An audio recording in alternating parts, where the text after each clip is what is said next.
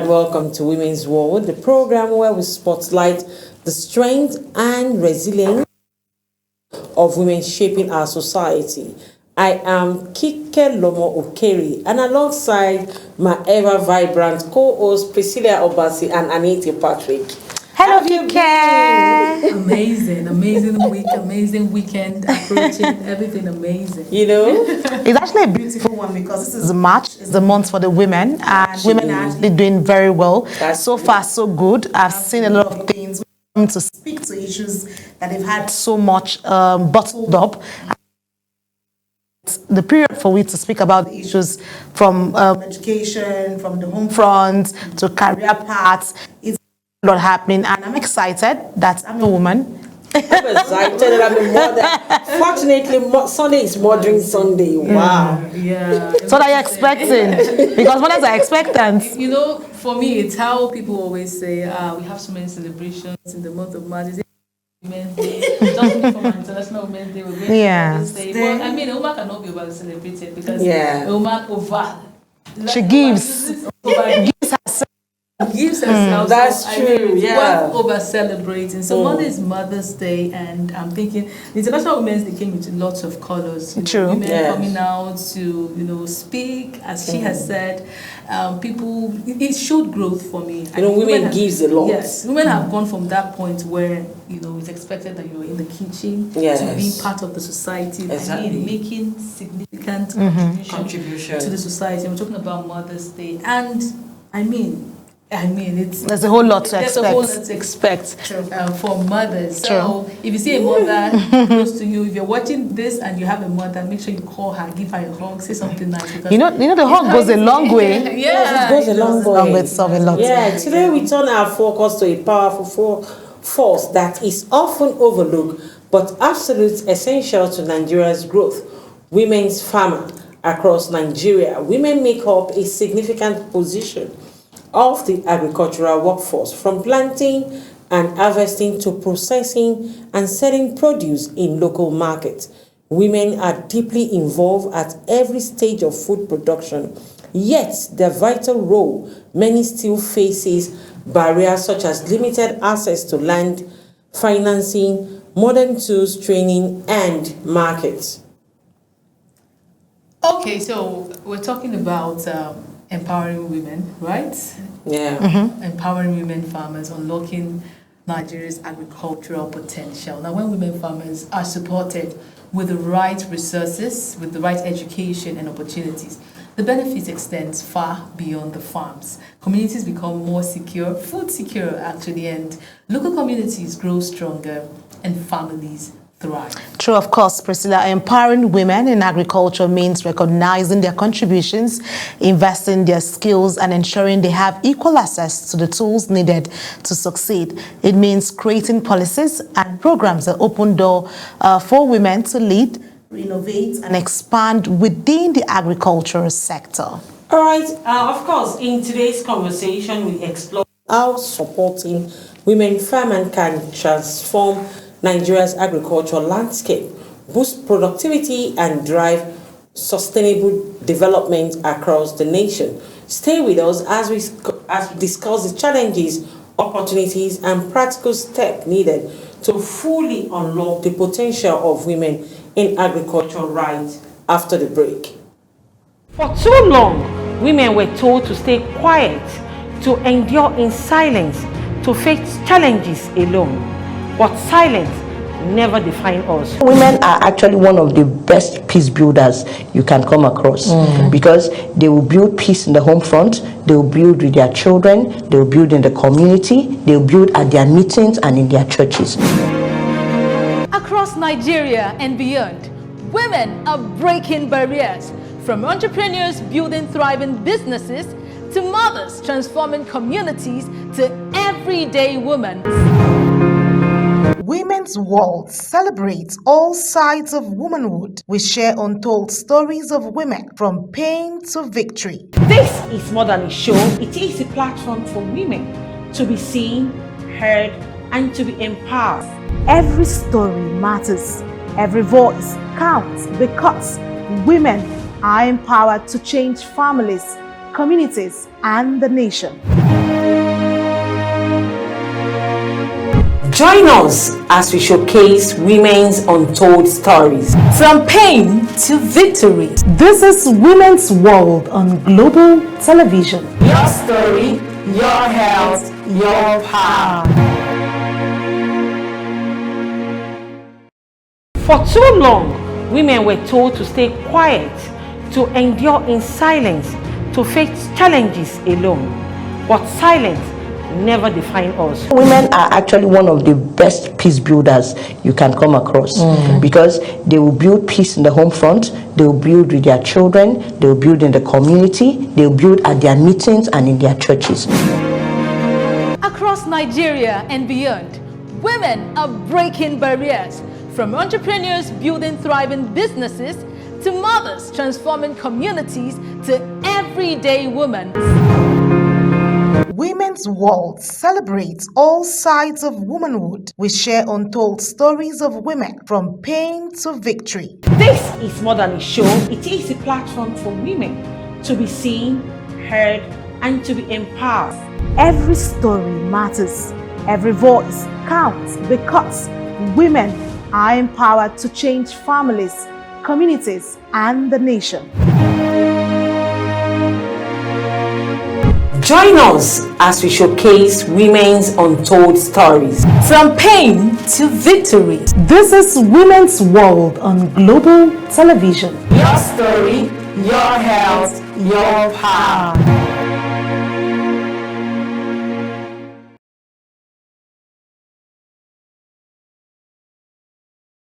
It's good to have you back on Women's World. If you're just joining us, we've been discussing, we're glad at looking at empowering women farmers, unlocking Nigeria's agricultural potential and the critical role women play in strengthening food security, improving livelihoods and driving sustainable agricultural development across the country.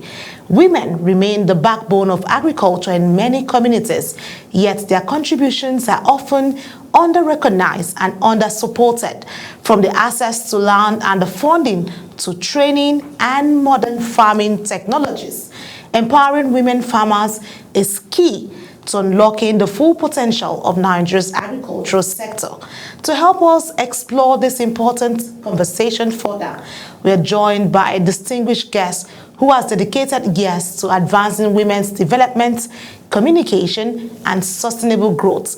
We're pleased to welcome in our midst Dr. Limota Goroso Giwa, the Executive Director of the International Women Communication Center and Deputy Director at the Sustainable Development Center, University of Abuja. She brings us a wealth of experience in gender advocacy, development, communication, and sustainable development initiatives, particularly in empowering women and promoting inclusive growth.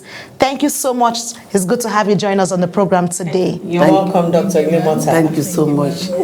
Amazing criteria, or I call it full profile there. Yeah. You seem to have it across all fields and all walks of life. We've seen your work and want to say Happy International Women's Month to you. We see the work you're doing. And happy Mother's Day in advance. Thank you so much. Thank you. Thank you. It's good to have you. Thank you. So let's kickstart on this particular note and talk about the role women doing or partake in agriculture. Well, women play a major role in the agricultural sector, which we see from farming. From your perspective, how significant would you say their contribution of women farmers is to the country's food security and economic development thus far? Thank you so much. First of all, I want to start with the issue of what is hunger. No food, there's hunger. No land, no food. No food, zero hunger. So that is the campaign we are launching in line with SDG Goal 2. Amazing. SDG Goal 1 is about eradication of poverty. And you cannot eradicate, you can alleviate poverty. So inside Goal 1, which is zero hunger, leading to Goal 2, is talking about how do we have food on the table for every citizen of the world, according to the United Nations Declaration on SDG Goal 2. It's asking us, how do we put food on the table? Okay. And when you look at the issue of putting food on the table, First of all, the home front, it is a woman. In many societies in Nigeria, women do not have access to land. They cannot farm.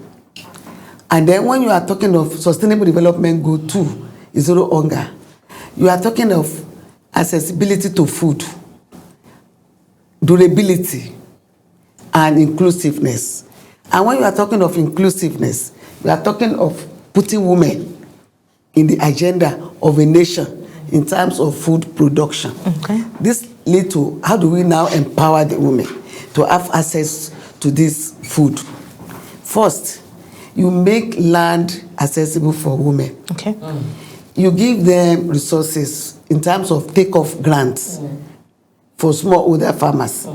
3, you subsidize farming tools.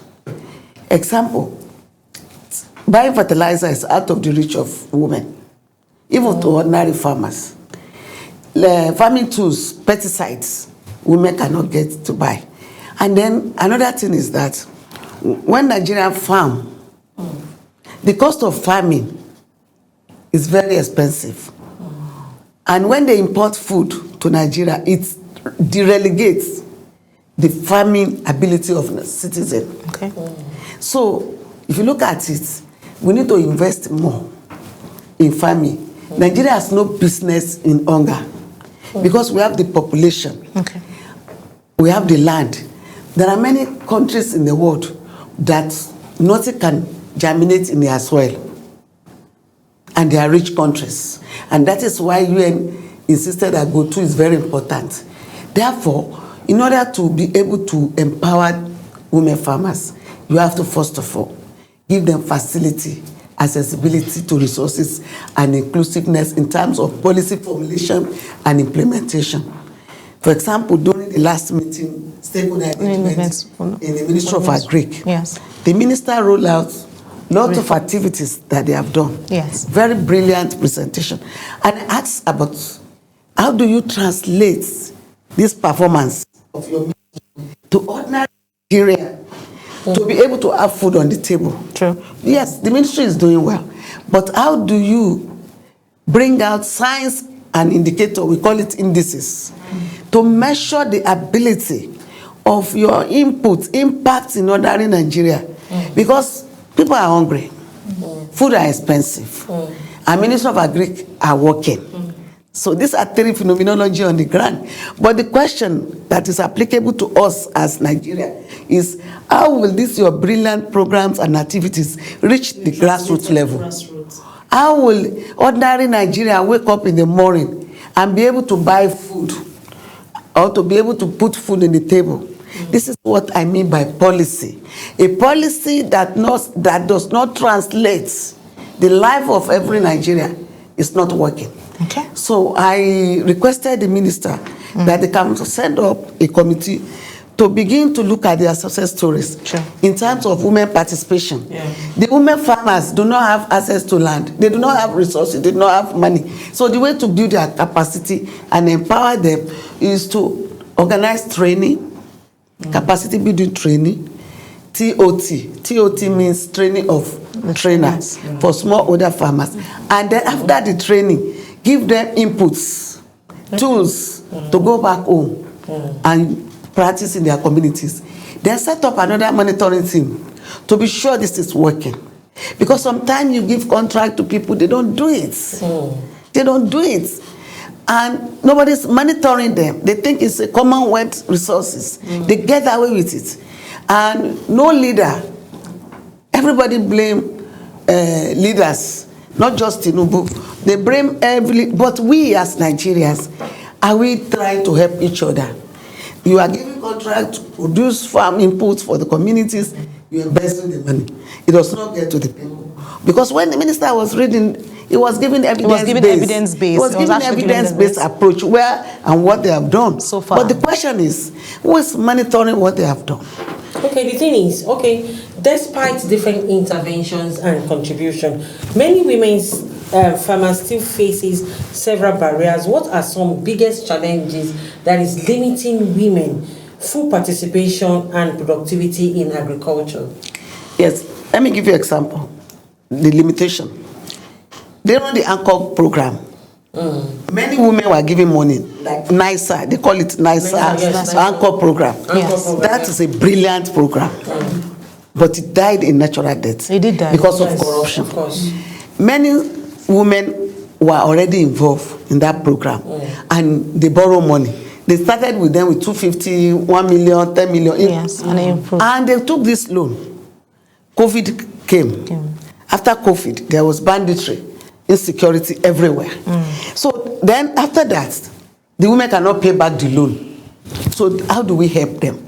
Is to give them palliative and try to see which area they can help them to survive the calamity, the disaster that has hindered their performance on the field. Sure. Also, the ministry should hold meeting with women farmers.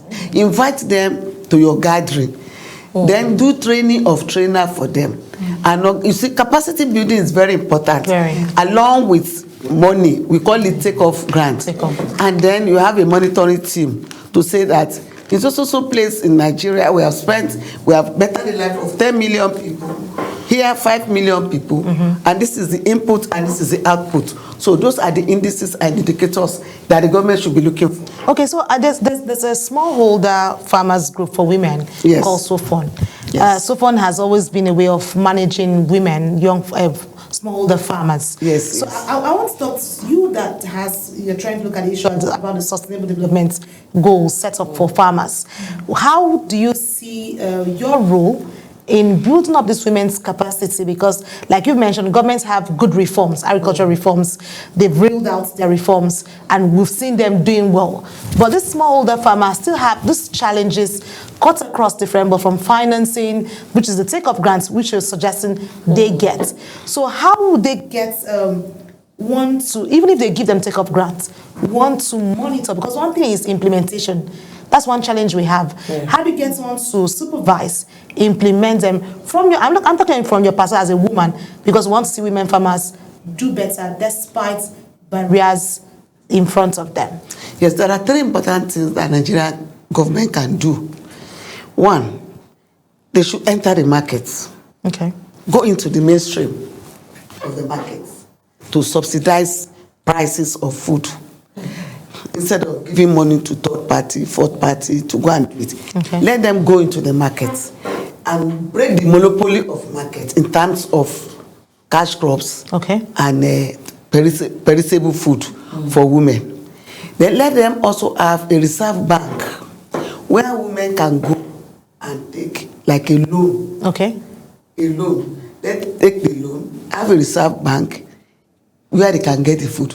As we subsidize petrol, they can subsidize food for the poor masses.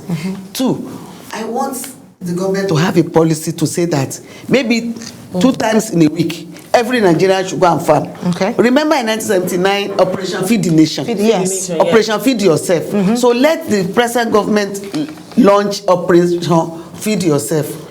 Obasanjo launched Operation Feed the Nation. Now let us launch Operation Feed Yourself. Have garden in your home, your compound, and then let the government go into the mainstream of the market economy and subsidize and break down the prices of goods and services. Then from there, women will be able to, for example, let me give you example. The vegetable woman seller, they need only 5,000 naira to start selling ewedu. Okra in the market. You see their basket. If you value the basket, it's not more than 5,000 naira or 10,000 naira. And the woman will wake up in the morning, go to the village to go and look for ewedu to buy. And she's using just 5,000 naira as a take-off grant. Then also look at the issue of rice. How Nigeria break the monopoly of rice.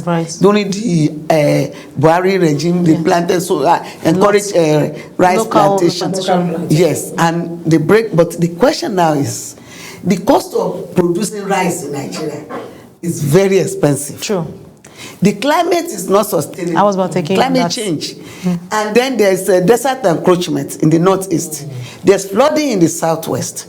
And there's desert degradation in south-south in terms of oil pollution. So if you look at these 3 calamities, it gives room for the government to come into the intervention of food production in Nigeria.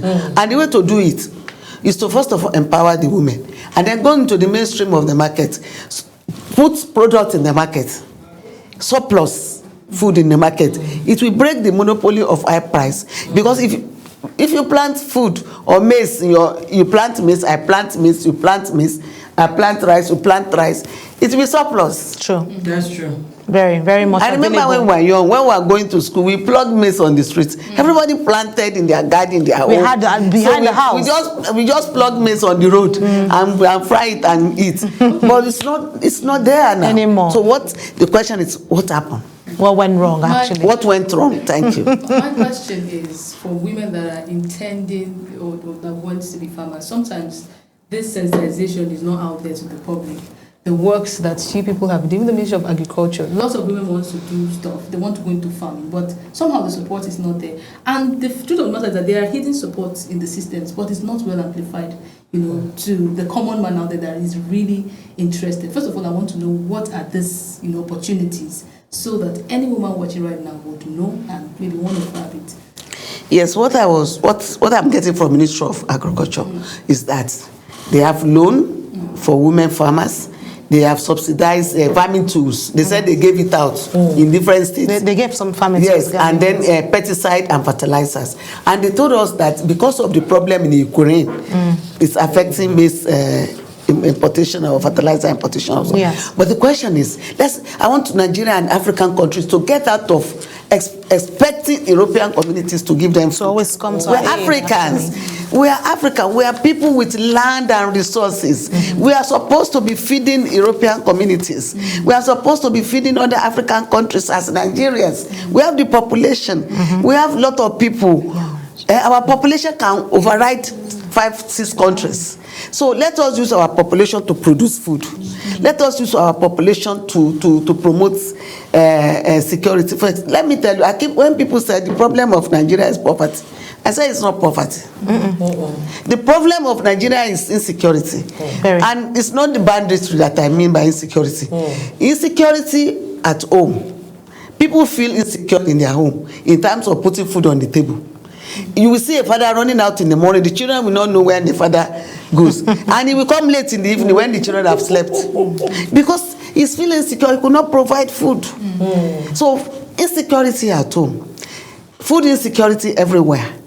It's an insecurity of like I used to classify it in my teaching. I said there are 6 classes of poverty. Poverty of hunger. Poverty of mindset, poverty of technical know-how, knowledge, poverty of cash, poverty of food, and poverty of clothes, and poverty of shelter.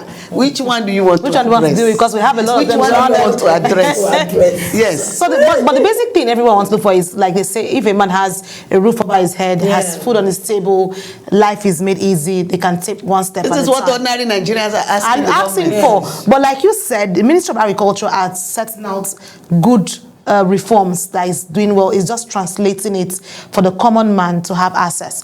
And I was at the Ministry of Agriculture where we saw where they gave subsidized what's called farm inputs or whatever to help them move around. But the question here is, we have culture and societal norms which sometimes limits women's access, which you've mentioned, like the land access and all that.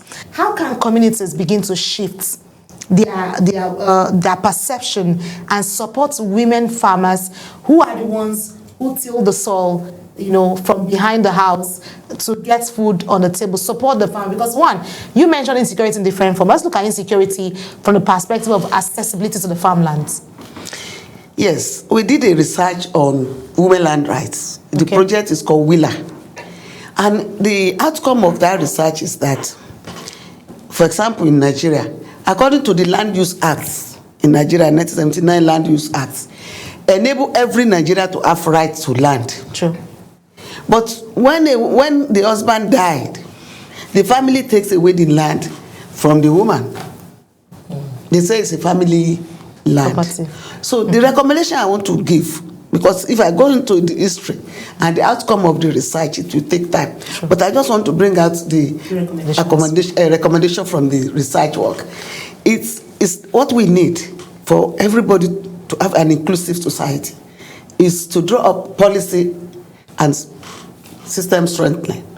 This will accommodate both men and women. Okay. For example, every Nigerian man and woman can buy land. True. If you have money.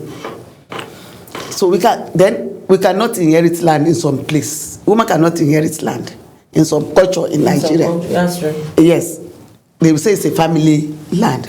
So what I want to encourage the government is to encourage group farming, institutional farming, family farming, and stakeholder farming. And I will explain this what by me. Group farming, as you are working in the television house, Yes. as a staff, you can buy land and decide to use it for farming. Okay. Also, family farming, the group As a family. can buy land and get land tenure security title.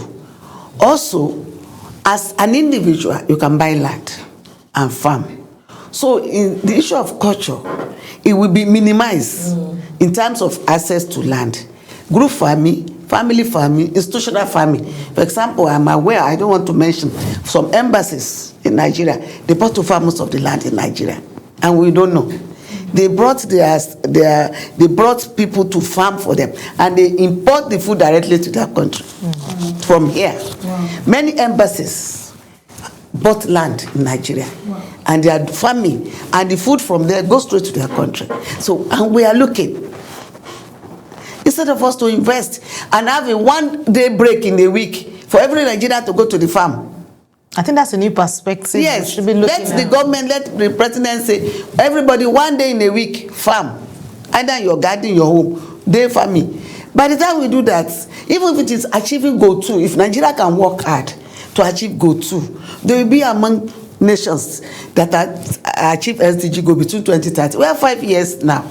And as a professor of sustainable development, when I teach my students, I tell them that, do you think the whole world will achieve sustainable development goal in the next 4 years? 2030 is very close. What are we doing about it? In the face of banditry, conflict, development work is going down. So the question is, let's take our destiny in our hand as Nigeria. Let the government, our president, launch 1 day off. So we can meet up the standard of Everybody Brazil. should go and farm. Because likes of Brazil, and then give I did very well. us the power to use any available land. Okay. Borrowed land. Yeah. We can do borrow land. You can borrow land from family who have land. There are lots of land in Nigeria, but the government can borrow land for farming. You borrow from the family, from the community to encourage farming, and you launch 1 day off for every Nigerian to go to farm. Either in your home, in your garden, you must produce something. Operation Feed Yourself. Go home 1 day, maybe Monday or Wednesday in a week, is a day for farming in Nigeria. Honestly speaking, it will reduce hunger. Okay.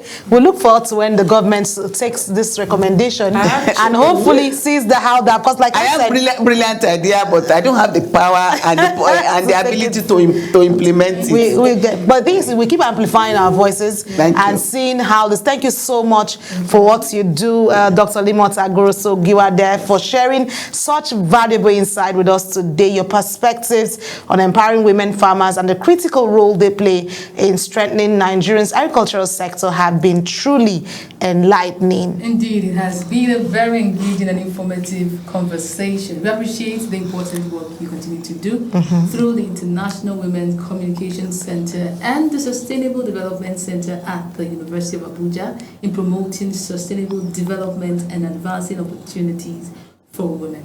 And we hope that today's discussion has inspired more support, recognition and investment in women farming across the country. Empowering women in agriculture is not just about equality, it's about strengthening food security, boost the economy and building more resilient communities.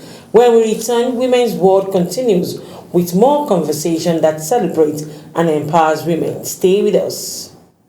For too long, women were told to stay quiet, to endure in silence, to face challenges alone.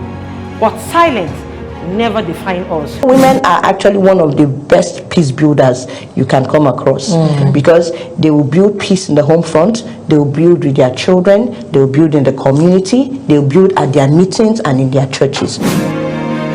Across Nigeria and beyond, women are breaking barriers, from entrepreneurs building thriving businesses to mothers transforming communities to everyday women. Women's World celebrates all sides of womanhood. We share untold stories of women from pain to victory. This is more than a show, it is a platform for women to be seen, heard, and to be empowered. Every story matters. Every voice counts because women are empowered to change families, communities, and the nation. Join us as we showcase women's untold stories. From pain to victory. This is Women's World on Global Television. Your story, your health, your power.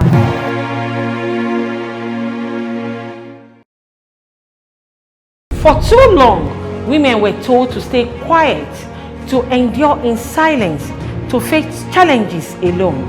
But silence never define us. Women are actually one of the best peace builders you can come across because they will build peace in the home front, they will build with their children, they will build in the community, they will build at their meetings and in their churches.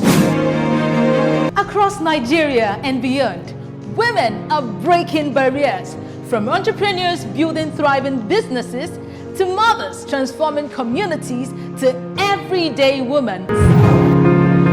Women's World celebrates all sides of womanhood. We share untold stories of women from pain to victory. This is more than a show, it is a platform for women to be seen, heard, and to be empowered. Every story matters. Every voice counts because women are empowered to change families, communities, and the nation. Join us as we showcase women's untold stories. From pain to victory. This is Women's World on Global Television. Your story, your health, your power.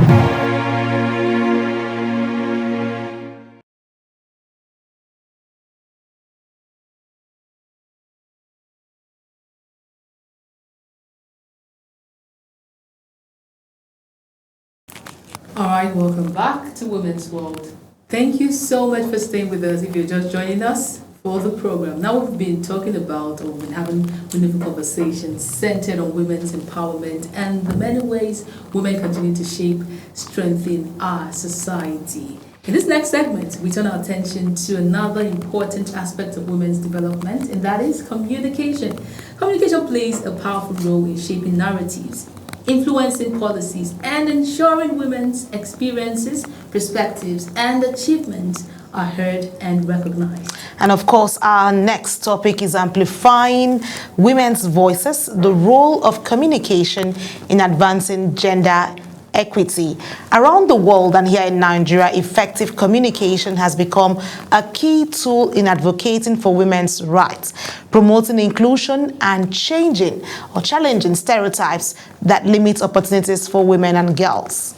And of course, from media platforms to community engagement, storytelling, and digital communication, amplifying women's voices help drive social change and encourages more women to participate actively in leadership, business, governance, and sector.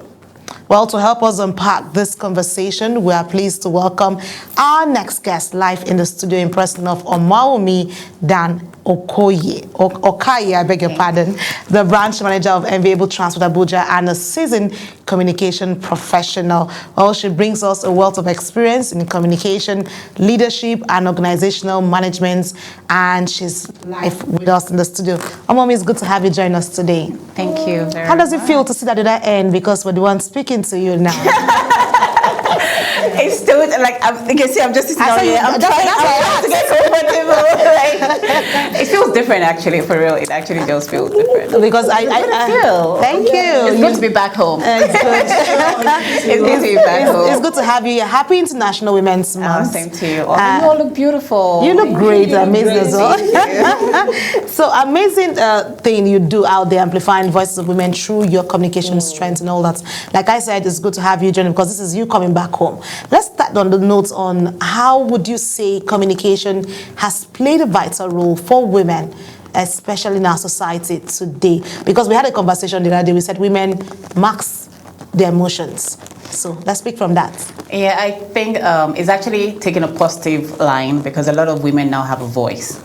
Thanks to, even to as old as our mothers right now, you see a lot of them on TikTok. You see a lot of them on Facebook. Everybody right now has a platform to air their voice. Yeah. So every woman right now, except you don't want to be spoke or you don't want to be seen, is when you say, oh yes, I am just there in the hill, like in the shadows. But right now, every woman has an opportunity to air her voice. I think thanks to, yes, if you use the social media platform in a positive line, like you use your data, not just watching Netflix morning to night, use it to create a platform. You see, I think was it yesterday I was watching somewhere where one of this ministers were like, a lot of women right now are using it for their trauma. Not even women to men use it for their trauma. But this is somebody, before you keep everything inside. You're dying inside. You don't want to say something. You don't want to speak to the wrong person.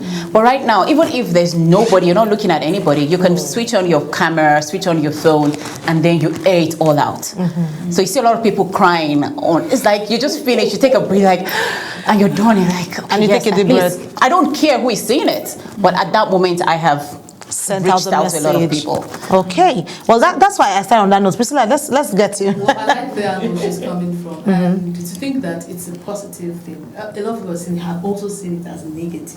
I mean, everybody says, stay away from social media, don't talk. It's prone to abuse. Let's put it that way. Yes. Exactly. People have pushed every kind of narrative. You see people really trying to express themselves, especially women, and thankful for the social media platforms. But there are still some people out there that feels. Maybe there are people that abuse it. Do you even think there's anyone abusing it? Is there? Should we term? The reason why I said abuse is because a lot of people actually use it also in a negative point. Sure. It's all about, you have a lot of influencers right now. Yeah. And to me, I'm like, what are you influencing? You have people who actually, like recently, a couple of times I had to do a declutter of people I follow on Instagram. Very important. I had to do that on Facebook as well. You don't have to follow everybody. When you're somebody who, let's say for example, you're timid, you're someone who you feel you're always shut up at every time, you can't air you feel there's a whole lot of buyers in the room and all that. All you need to do is pick strategic places to be or pick certain things to do. Like I said, yes, it has a negative impact because one, if you're not picking or following the right set of people, it's prone for you to get influenced by what you see. That's true. So if you're following the right set of people on Instagram or Facebook, even for meetings, it's not every room or every women empowerment program you should attend. Do you think that there are strategic people that are still there to shut women up?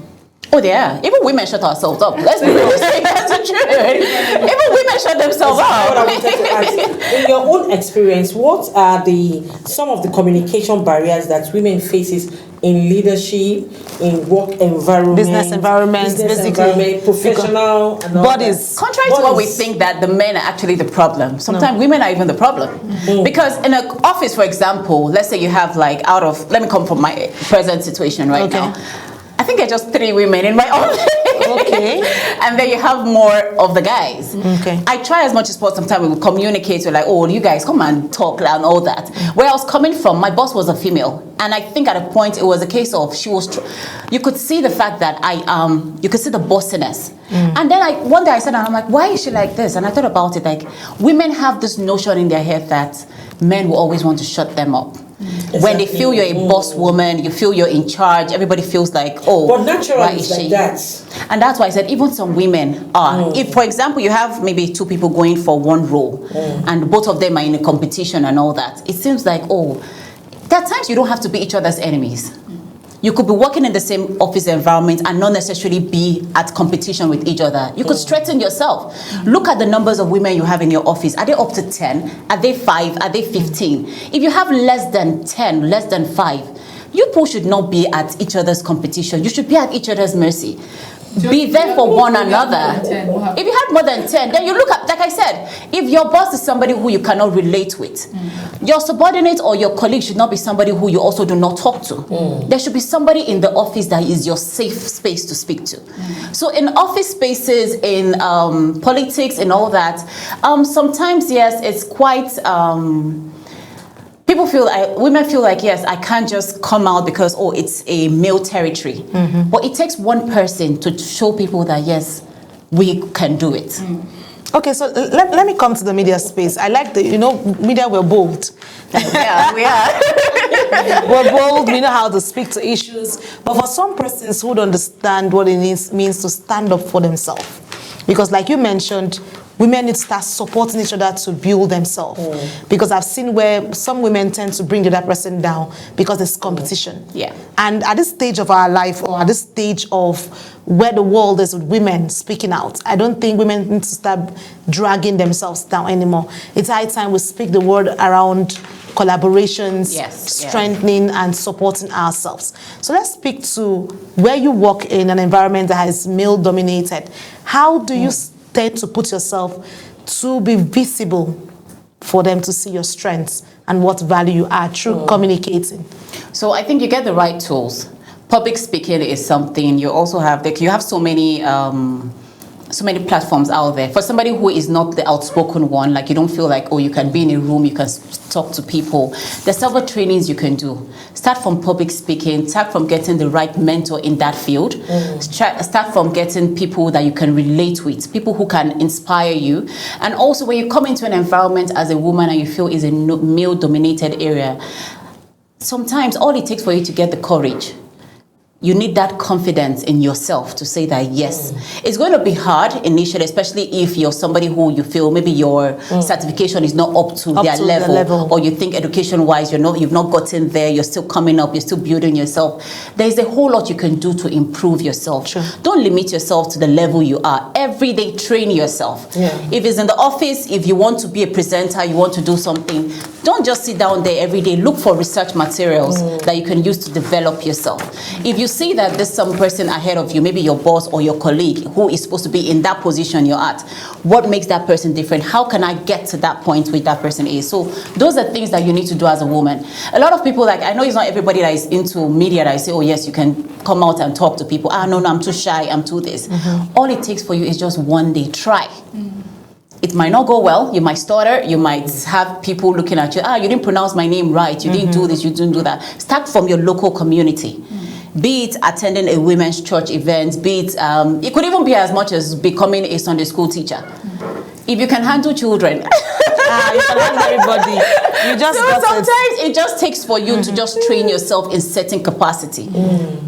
I think it's, as women, we can get comfortable in male-dominated spaces, especially, because of the fact that there are roles, there are careers that has been, subconsciously assigned. It's just for So you feel like you get the support of your male friend to colleagues until you're supposed to go a step further. Maybe you're not seen as a competitor. Somehow, let's talk about engineering, for instance. Maybe not engineering. Maybe you're promoted. Okay. You're not supposed to lead them.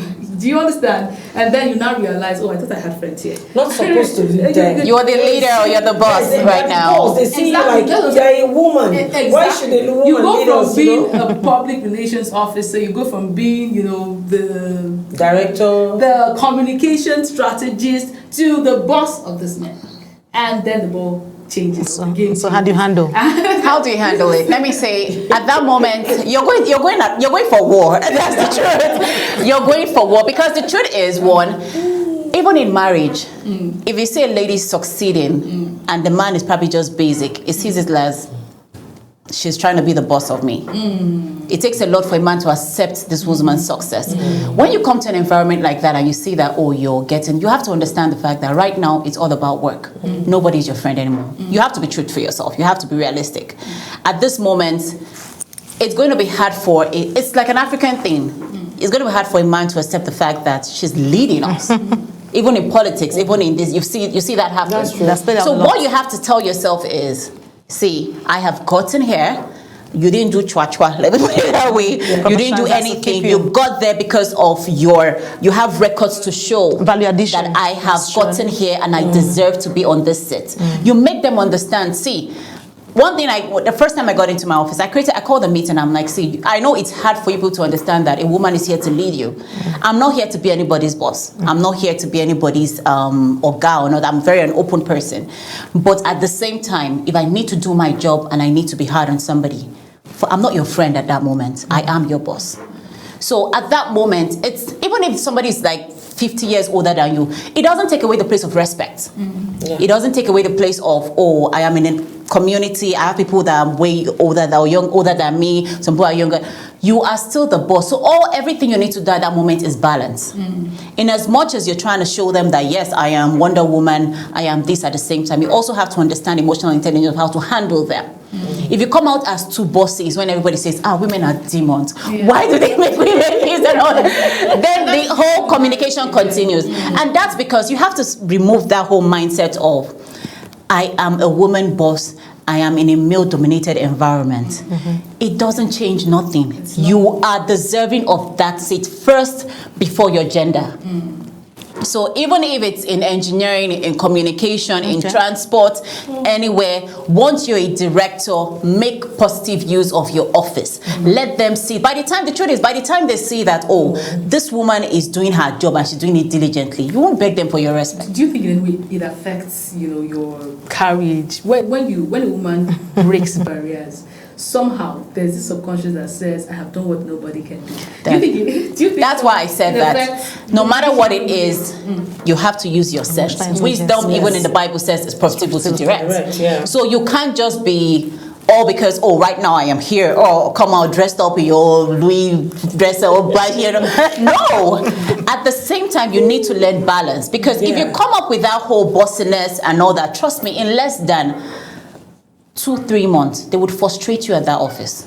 Okay, so Mommy, I like this fact that you just stated, is because I feel people need to start understanding the place of emotional intelligence, just like you mentioned, finding the balance and finding a way to walk through competition and leadership. Leadership, people don't know, is one thing that has to do with servanthood as well. So I wanted to speak to that in 1 minute because the time is not our friend. Where people need to draw the line between leadership, emotional intelligence, and servanthood, and balancing, basically, in terms of communicating. In communication. In life, it's all about balance. In life, it's all about using wisdom. In life, it's all about who you are. Use your voice right. Being a leader, you also need your staff. They said the head cannot function without the neck. Neither can the body function without the head. So we all need each other. Because you are the leader or you're the boss at that moment doesn't necessarily mean that you have to be Dracula. So all you need to do at that moment is find balance. If you make your workplace too hard, too toxic for your staff, they will come back with that same energy. But the moment you try to, in as much as I'm not saying be too friendly, I'm not saying be too hard, but just find the balance. That's just what leadership is all about.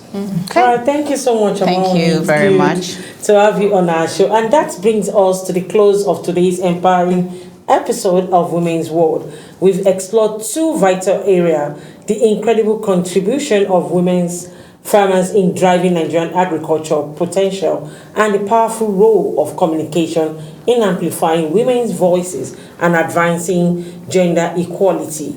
A very huge thank you to our Limota Guruso Giwa and Omoumi Dan Okai for sharing their expertise, experience, and practical insights. Your perspective have highlighted the importance of support, recognition, and strategic communication in ensuring women's contribution are valued and celebrated.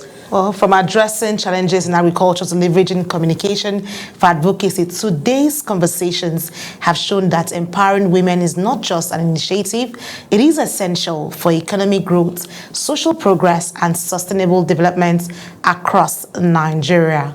We hope our viewers feel inspired to take action, support women in agriculture, amplify their voices, and continue to work of promoting equality and opportunities in every sector. Thank you all for joining us.